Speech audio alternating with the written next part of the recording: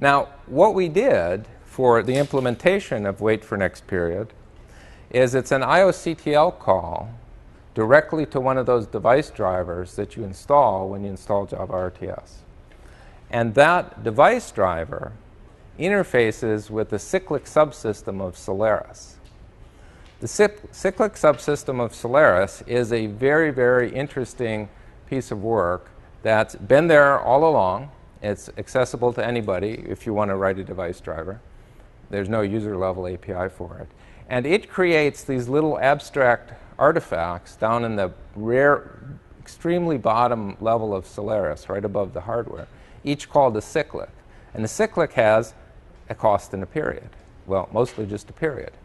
And what happens is some very low-level hardware is brought into play, and a special AVL tree of cyclics, so that these cyclics down at the device driver level fire once every period. In other words, some code associated with the cyclic at the driver level will execute on the period boundaries. That code clears a semaphore, and then the call returns up through the IOCTL to the Java API level. This works extremely well, and it gives us our precise timing characteristics for periodic processes in Java RTS.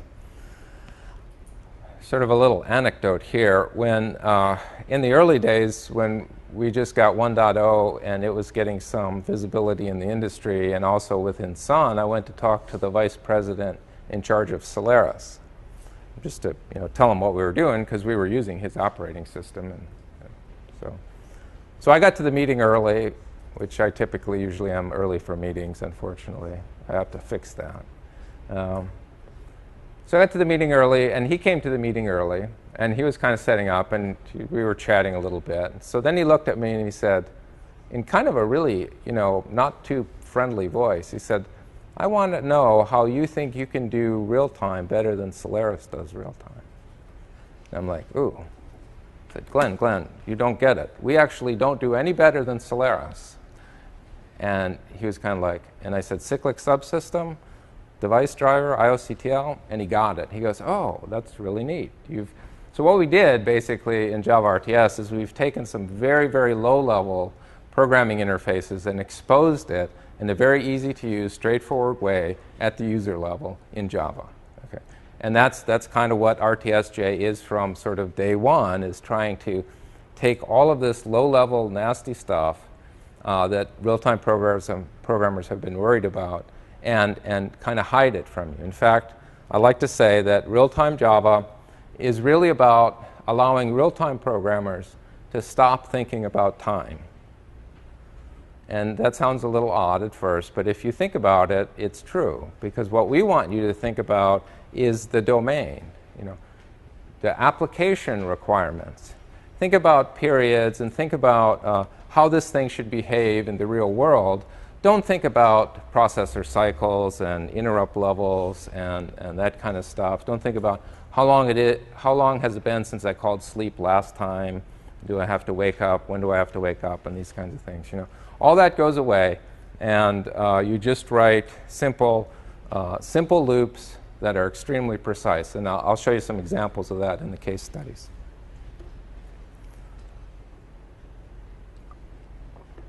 Java starts out as an interpreted language. To get performance, you have to compile it. And we do something that completely blew away the general purpose JVM guys, and said we decided we're going to compile each method up to 3 times. Because there are different checks that have to happen in the different contexts. Remember the 3 contexts of the system model. And so a method might be compiled 3 different ways to be appropriate for each of those 3 different pieces of that system model. This allows us to enforce the semantics required for NHRTs, but at the same time allow the Java lang threads not to have to make those extra checks, and so to keep performance levels up for those Java lang threads. That's why we do that.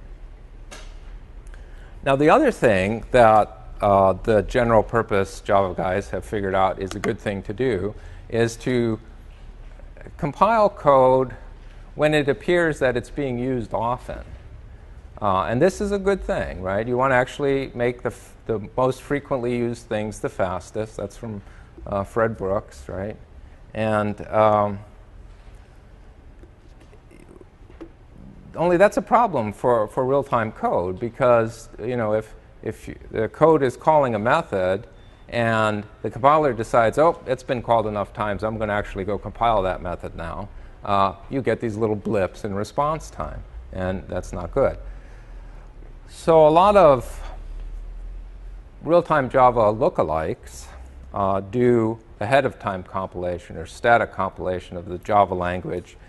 Some of them actually do it to C files, which is just really freaks me out, man. I mean, there's so much room for problems involved in those systems that we didn't want to do any kind of ahead-of-time compilation. So all of our compilation occurs in the context of the JVM.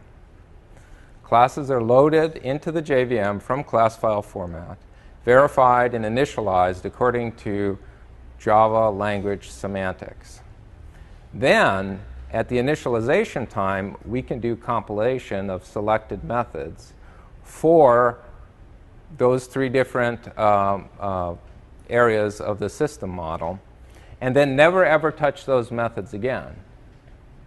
So this actually pulls the JIT, the just-in-time compiler, completely out of the scope of execution of any code in the real-time threads or the no-heap real-time threads. So you can arrange it so that the JIT never bothers them again. But you have to actually supply a list of methods that are going to be used in that context. Now, one of the things with no-heap threads is that Doug mentioned is that they have to use separate memory areas, and there's some rules about not setting references that point in certain ways between memory areas. And also, an NHRT cannot even read a reference to an object on the heap. So every time an NHRT does a read, okay, you have to check to make sure that object isn't on the heap. That's pretty expensive. So what we did was we sort of figured out, well, this is kind of an interesting thing. We can actually tell the VM that certain classes will never, ever, ever be allocated on the heap.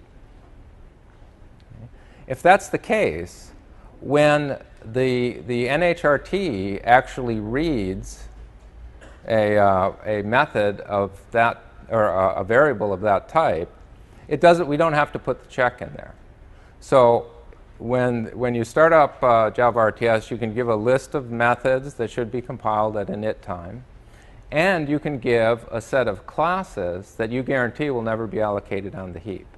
When those methods are compiled, the reads of those class types are not surrounded by the check mechanism. And so we get a lot of performance increase because of that, optimizing away that check.